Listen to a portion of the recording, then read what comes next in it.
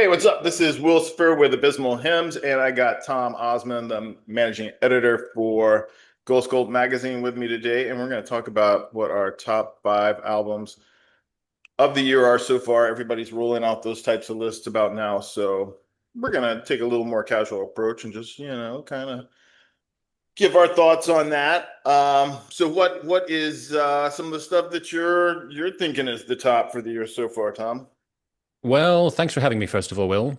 And I'm curious to see if we're going to have any crossover. I think we've got one that we might both have. So I guess I'm going to start with that one. Pretty recent, the latest Swans album, Birthing, which you reviewed for Ghost Cult. So I love it. It's not in my top five. It would if I made a top 20, it would be in it. My thing Mm. with it is so I'm a very attached to the 90s Swans, like Love of Life and the Jarbo years. Yep. And I think when they came back, all the Bonnaroos that they played got them really into jamming. Hmm. So there's a lot of that. But I do like that it's darker and not as just like they almost got like noise rock for a while. Yeah. And so it still is a little bit of chaos. But yeah, I mean, I super dig it. I mean, I like anything Swans. Yeah. They haven't, even in this reunion period, there hasn't been an album that I've disliked. Um, we all have like our perfect moments of time that we want people to take us back to. And it comes closer than stuff they have done. So I think it's their best since the reunions.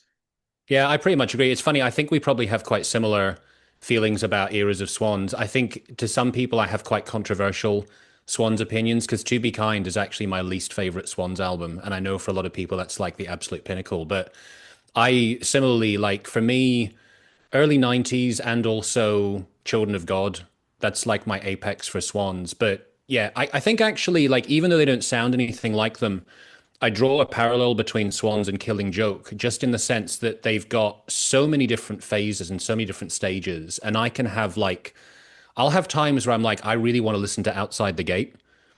It could be any particular era of Killing Joke. And I appreciate the fact that they do have so much variety. So I appreciate that with Swans as well. And I know what you mean about the modern era. Like, there are aspects that aren't really my favorite. I'm not really a post rock guy. So although I've seen Swans live, I never got the chance to see them back in the day, but I've seen them a few times live in the modern era, and they've been amazing every time. Like, I've had no complaints.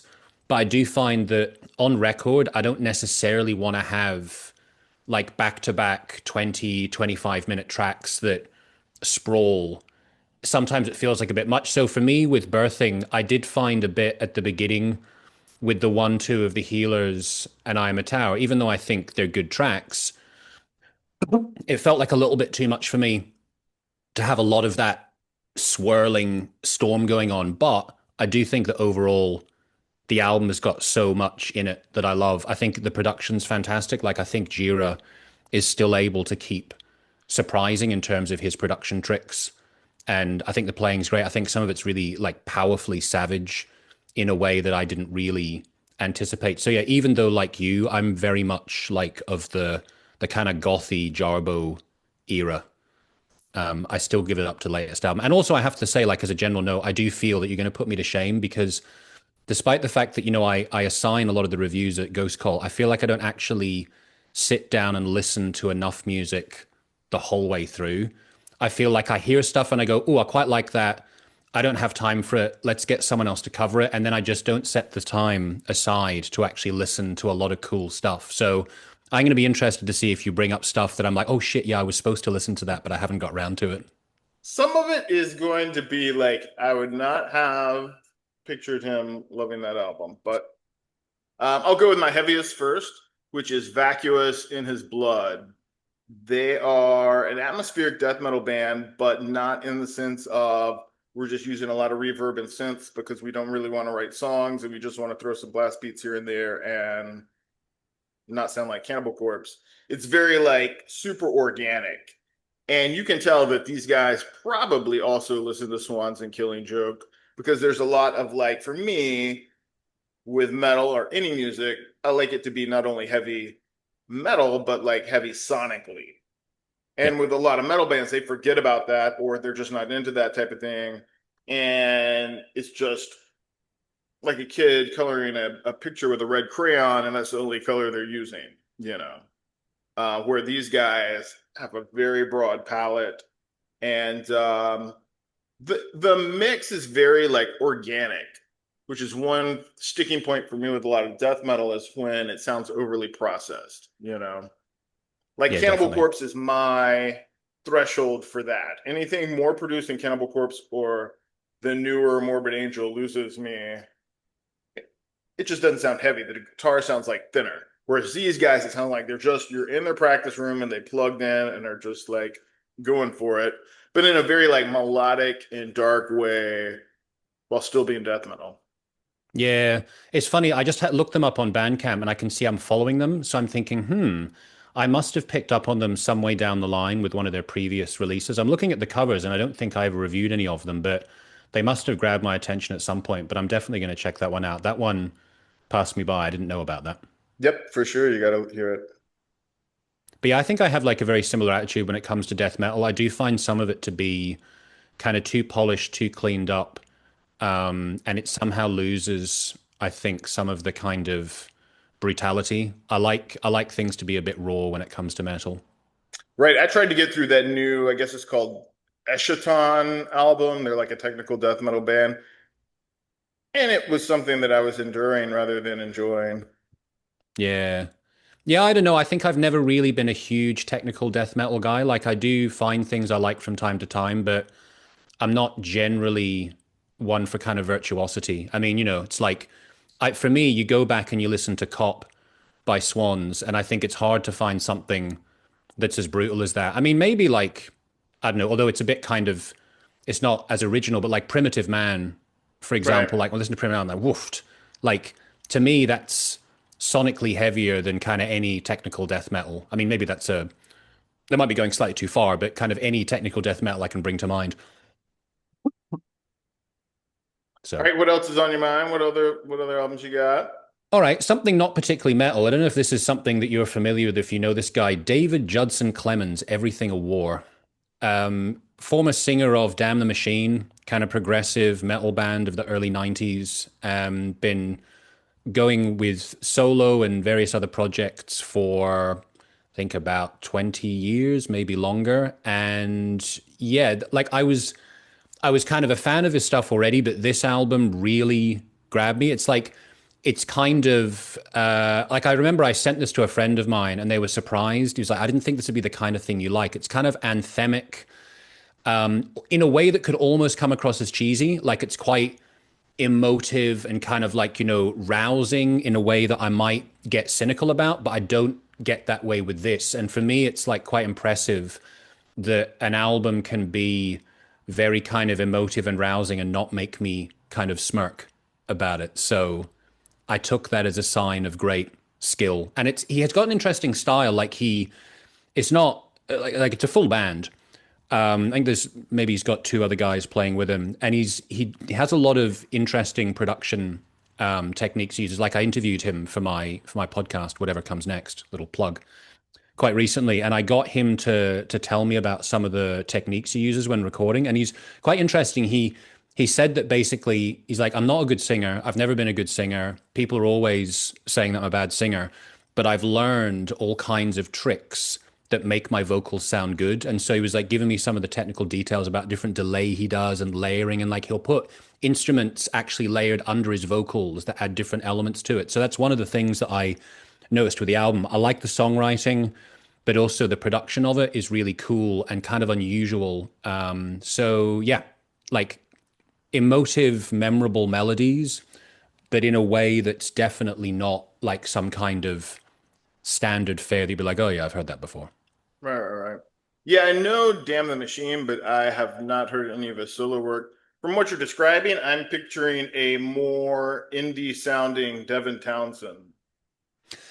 A more indie. That's an interesting parallel. I hadn't really thought about that before. I have to admit, like, I would say it's not. in any way like a sort of sonically overwhelming thing like Devin Townsend. I've never quite understood.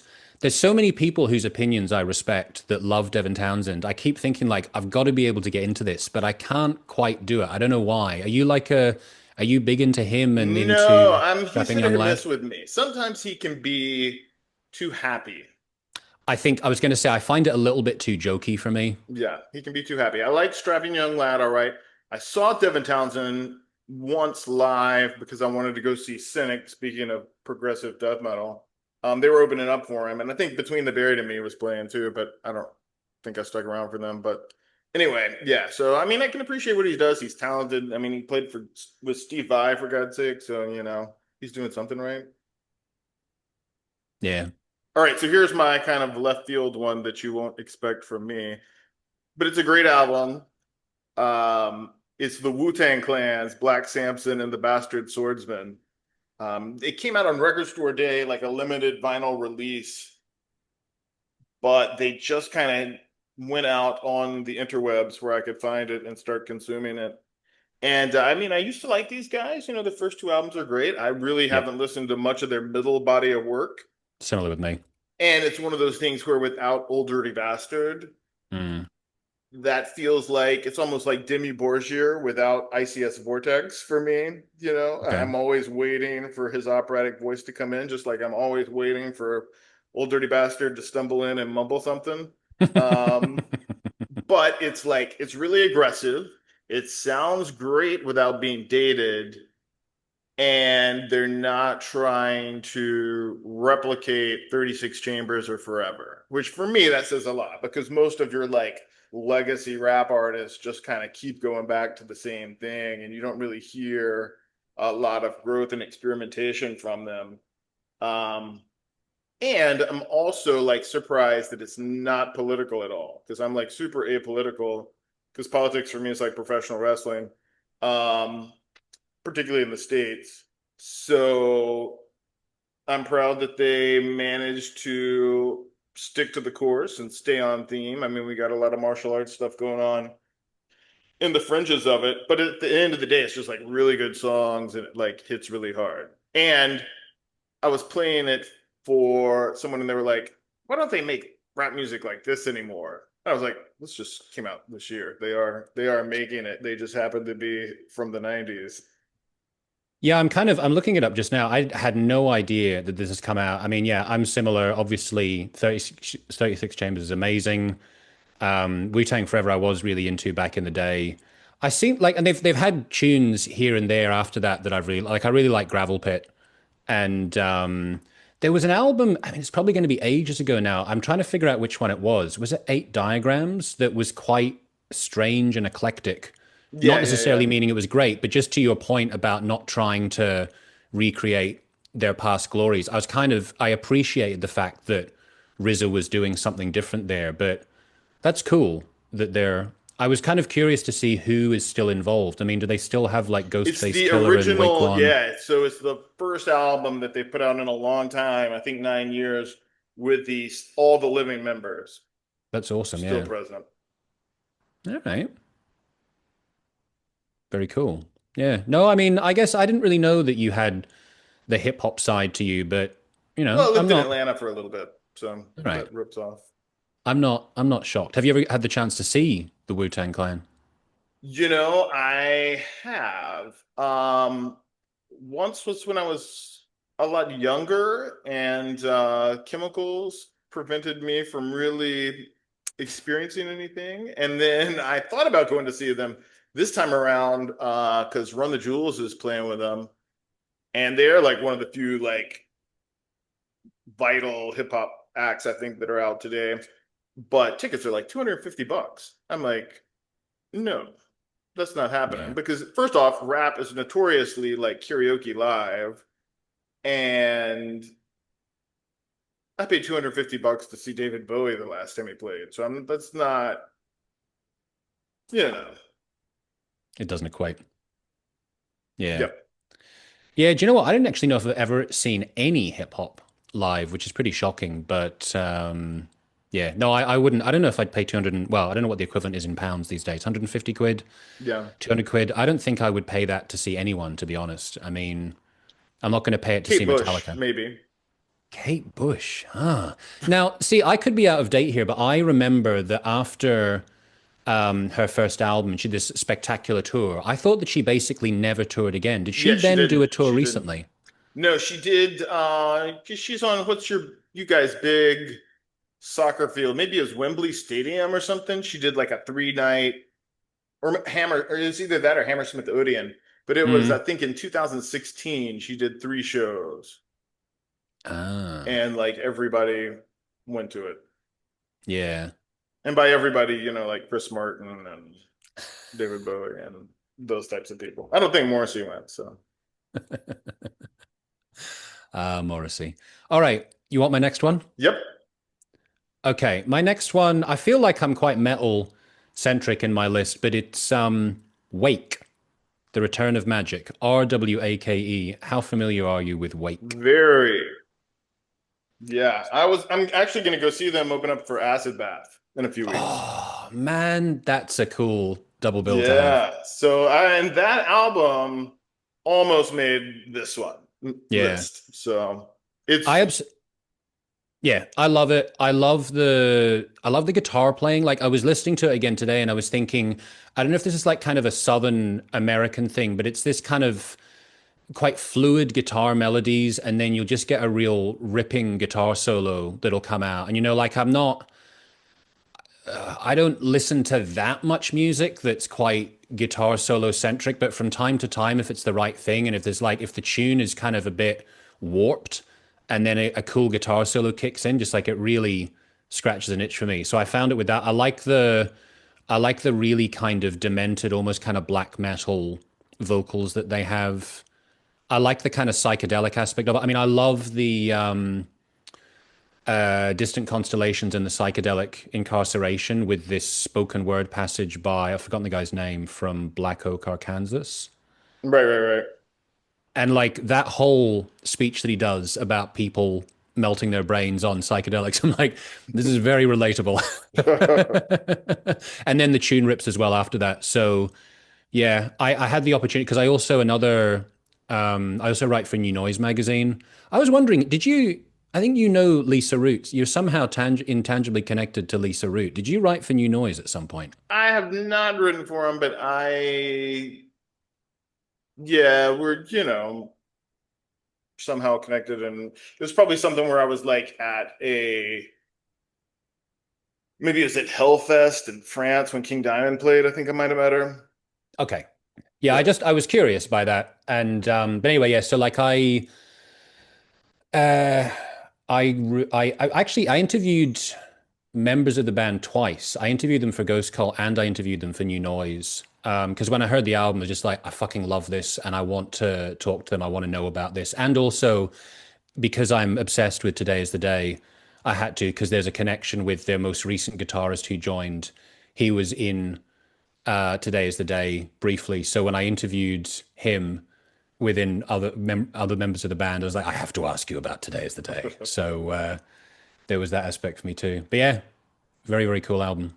So, with Today is the Day, my connection with them, 6 Degrees of Separation, is I'm friends with Braun, the drummer from Mastodon, and he played drums for Today is the Day, which was the first time I saw Today is the Day was on the Temple album, the Silver. I having a The mind one with blank. the sperm flying Yeah, yeah, into the yeah. yeah. That one they were opening up for Unsane, and Nice. yeah, Yeah, because I know that Steve Austin's mates with Chris Cooper. yeah, Am I, yeah, is that? yeah. And they had what was it? Uxo? I forget the name of the band that they had together. I think they just had one album Oh, right, together. yeah, yeah, yeah. I know what you're talking about. Yeah, incidentally, just as we're talking about Braun, for me, like although I think that the album that he played on with them, In the Eyes of God, it's like pretty crushing, but for me, it's like I get tired of the drum rolls after a while. It's just like constant drum rolls. I feel like Braun is like he's a very what's the word? Like you know that he's kind of like a virtuoso drummer. Whereas I feel Hmm. like some other drummers today is the day have had like I think my favorite is Marshall Kilpatrick, Okay. who was then on Sadness Will Prevail. I kind of like it that that album is a bit more eclectic. But on the other hand, I mean, it's a little bit like what I was saying before with Swans and Killing Joke. It's like today's the day I've got so many different styles that it's just like whatever you feel like you can dip in somewhere else and go like, I'm in the mood for this today or I'm in the mood for that. So I don't really have any complaints overall, apart from the fact that I think Axis of Eden is kind of mid, but I blame the drummer on that one. I've forgotten his name, but that's a whole different story. So my next one, I don't know if I've turned in the review for this or not, but it's Freeze the Falls, The Red Garden, Hmm. which is also one that's a little, for me, mm, not as heavy as what you would typically think that I would listen to, because there's a kind of under lurking like Evanescence vibe at times, and I don't like Evanescence or really any radio rock. But these Okay. guys, and they're super young kids, like when I interviewed them for this podcast, and they were talking about their influences came from what their parents listened to, and what their parents listened to was like stuff that I was like out after I was out of college already. So I was thinking, well, I'm probably their parents' age. But yeah, it was pretty like they were like, oh yeah, my dad was into metal, he was into Rammstein. So that's kind of their frame of reference. I told they were like, oh, we like to listen to ethereal fairy music. I said, well, have you ever heard the Cocteau Twins? And they were like, no. I was like, well, that's your homework. You guys got to go listen to the Cocteau Twins.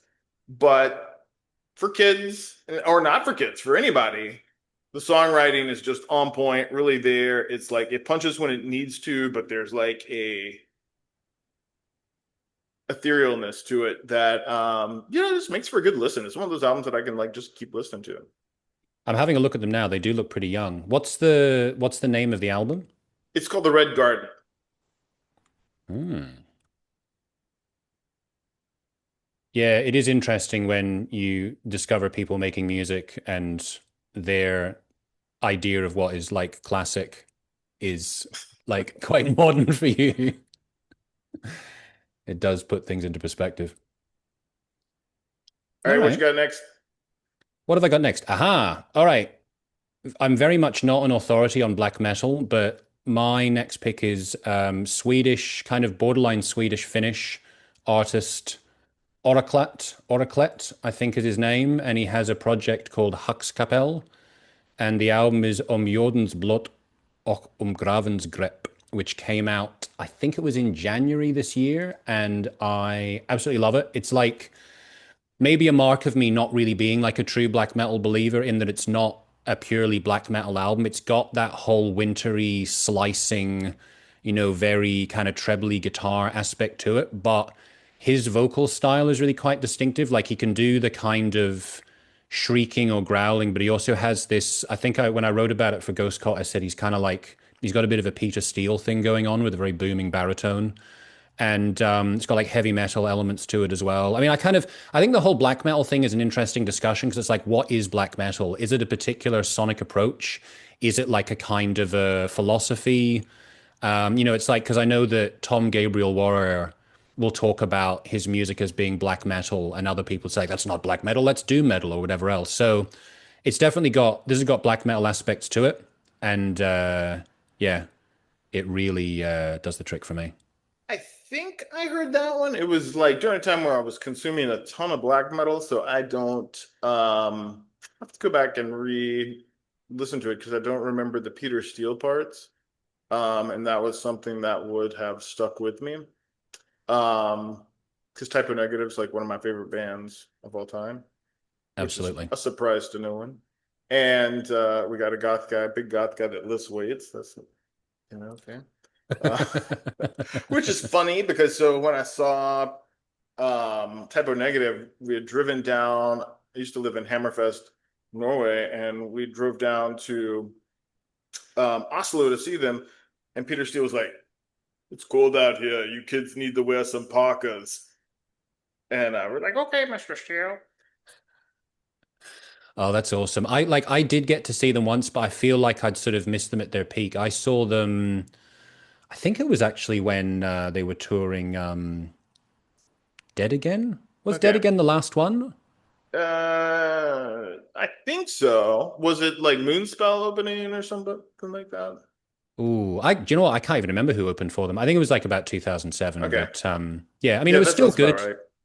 It was still good, but I can remember like for parts of it, Peter Steele was just like sitting down playing the bass and just kind of got the feeling that he was a bit like Yeah, worn he out. was not doing well. He looked like my grandfather had put on a black wig for Halloween and dressed up as Peter Steele.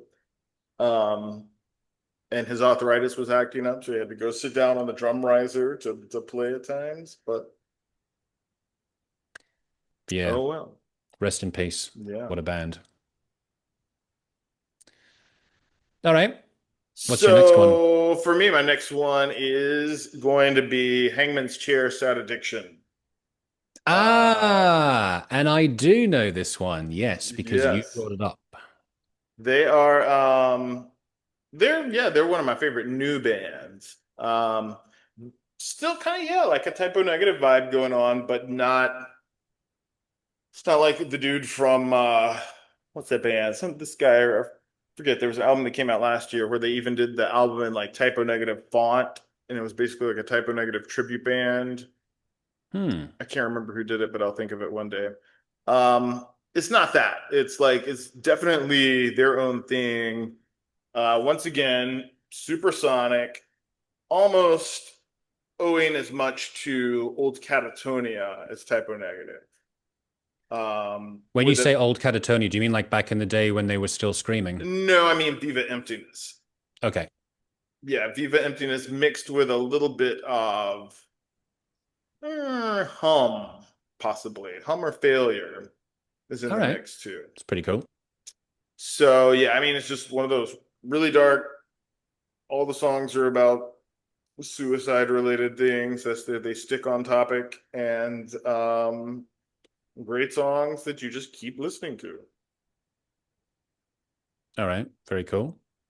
Oh, and they're French as well. Yep, yep. Hmm. Yeah, I know that I listened to this, but I need to listen to it again to fully remind myself. All right. You want my last one? Yes. So, big hero of mine. I got the chance to interview him recently, and he was amazing. I had the worst trauma. I've had a few situations, and if you've had this before, where you interviewing someone and you realize you ask them a question as they're answering, you're like, "Oh fuck, I haven't started recording yet."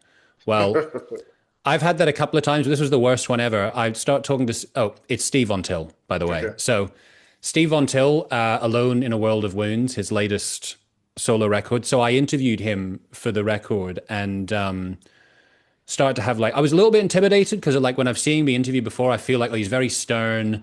He's not really going to be like, I'm not going to be able to make him laugh. It's going to be like very serious. But he ended up actually being really, really sweet.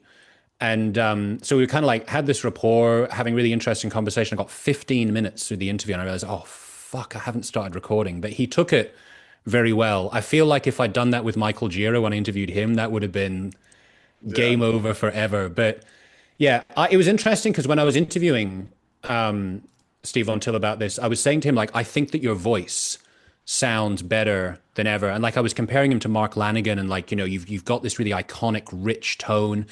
And he was like, well, first of all, I'm not worthy to be compared to Mark Lanigan. And actually, I've been having a lot of problems with my voice and I've actually lost like part of my lower register. I had to get like speech therapy because I've been having trouble with it. So I don't know, maybe part of it is like he's got a vulnerability to his voice that really appeals to me. Like it's just very, very soulful. Like there's a lot of vocalists that I like that don't necessarily have great technique. I mean, I'm a big Nick Cave fan.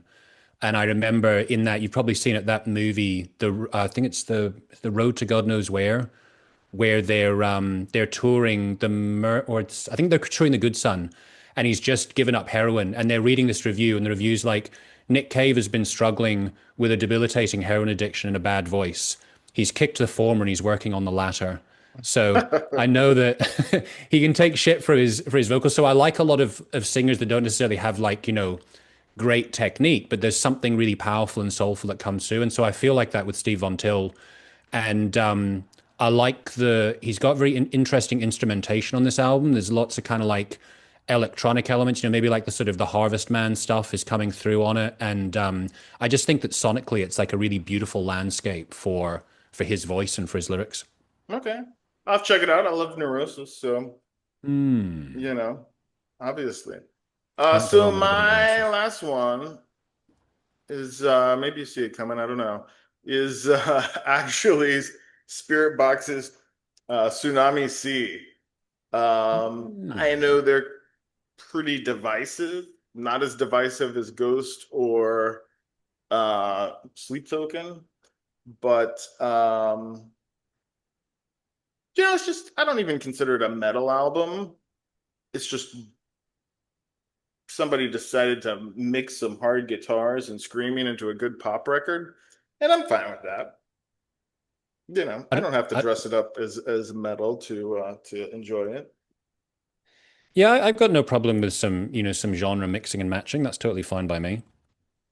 I'm not even really sure if I know this record. I'm trying to figure it out. It's worth a listen. I don't think it's gonna be your thing because it's super produced and the Hmm. guitar, like it pushes the limits of even if it wasn't put together so well from a songwriting perspective and the vocal hooks.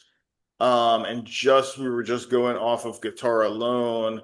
They obviously come from kind of that Meshuggah school of playing, where it's What? like super heavy and chunky, Mm. but it's also very processed. Yeah. Well, I mean, I guess, Meshuggah are a legendary band, but in general, are you a Meshuggah fan? I like more of their like mid-era stuff. I mean, I liked their last album. Um, with the vocals, a lot of it tends to sound the same. His approach, he's Yep. always like super It's just like a rhythmic thing. barky, yeah. Yeah. Um, and I don't know, they kind of remind me of like when Snake left Voivod and Voivod did the albums with the other singer who were kind of industrial. Mm. First time I heard Meshuggah, that's what I thought of.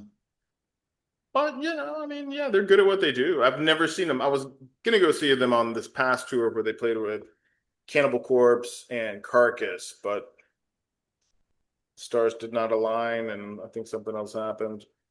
Yeah, they're definitely a band that I feel like I should see at some point. But yeah, I guess I will listen to their stuff from time to time, and I think like when you say mid period, you like Like Catch nothing 33 is, and Nothing. yeah, Yeah. nothing was the album I liked the most because it reminded me the most of Voivod. And there was like more effects on the vocals, and I think that works for me more. It gave more of a Godflesh feel than, Mm. you know, I always got like a bit of King Crimson from Meshuggah, which I the like. drummer. I'm sure the drummer likes King Crimson. I find like a little bit in the guitars as well. Like I don't really know how to describe the Fripp thing, and maybe it's an Adrian Belew thing as well. But that whole kind of like it's like arpeggios, but very twisted arpeggios. Right, right. Yeah, I mean, I guess I don't know. King Crimson has some heavier stuff in their later years, like the early 2000s King Crimson, so I could see Yeah. that. Yeah, I know I'm a bit perverse when it comes to King Crimson. Like a lot of the stuff that I kind of got into them on was actually later period King Crimson, See, even though I I know that. I like everything, but my favorite is probably Red and Oh some yeah, of Red is that, amazing. yeah, Yeah. that mid-period stuff. They're one of like this prog bands that I'm like super into. It's funny because um me and Keith are going to do one of these on classic rock, where we're just going to talk about our top five classic rock bands. And King Crimson is kind of they're wrestling with Frank Zappa as to who would take that place. Mm. Um, I think Frank Zappa just has a broader range, and they're probably I don't know if King Crimson would totally exist without Frank Zappa. I don't know. Yeah, Frank Zappa's a whole conversation in himself Right. in itself.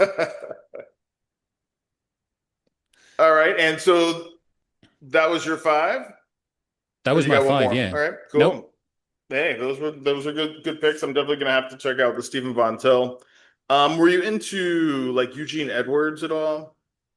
Eugene Edwards. Who He's is Eugene? from 16 Horsepower and Woven Ah, Hand.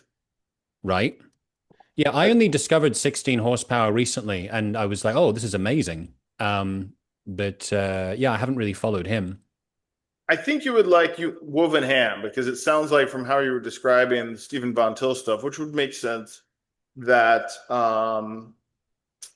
because 16 horsepower was definitely influenced by like the birthday party. Can't go wrong So there. yeah, so it's like the birthday party meets gospel and country music, and Woven Mm. Hand kind of takes it into more of a rock direction. All right. I Um, will I will check him out yeah, directly also after there's a this documentary, conversation. it's on YouTube called The Preacher that's about um Eugene Edwards, which is surprisingly because I hate Christian music and religion in general. So So how do you feel about Nick Cave?